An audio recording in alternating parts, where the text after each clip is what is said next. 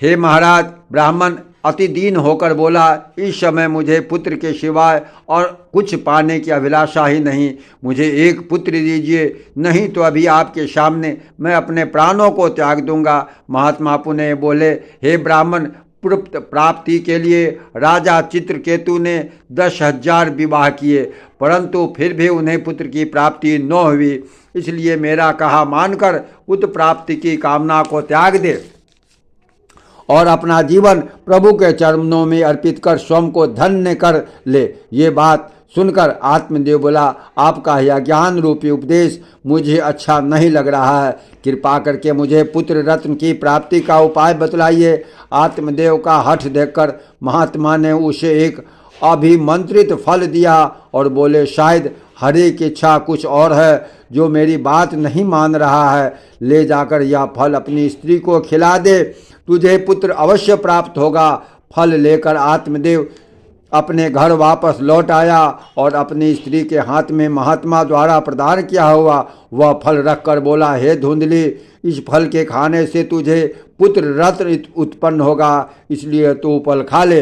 यह कहकर वह बाहर चला गया। कुछ देर बाद धुंधली की सहेली उसके घर आई। तब धुंधली ने उससे बोली, हे सखी, मेरे पति ने पुत्र प्राप्ति के लिए कहीं से यह फल लाकर मुझे दिया है, परंतु गर्भ रहने के डर से मैं इसका भक्षण करना नहीं चाहती। गर्भ धारण करने पर अनेक कष्ट होते हैं, इसलिए फल को मैं नहीं खाऊंगी और पति से झूठ बोल देंगी यह फल मैंने खा लिया।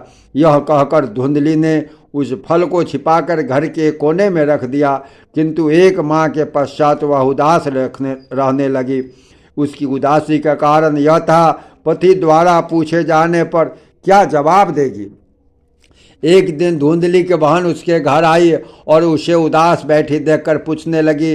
तब धुंधली बोली, पूरी बात बताते हुए बोली, मैं तुम्हें क्या उत्तर दूंगी।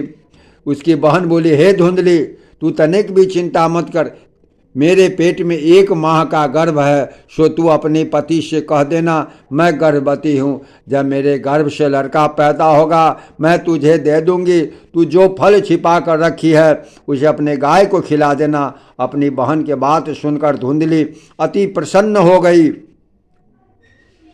और अपनी बहन की खूब आओ भगत की। निश्चित अवधि प्राप्त होने पर उसकी बहन को पुत्र हुआ तो धुंधली ने अपने पति से कह दिया, मुझे पुत्र हुआ है, किंतु दूसरे दिन अपने मुख पर मलिनता लाकर बोली, मेरे दूध नहीं उतरता।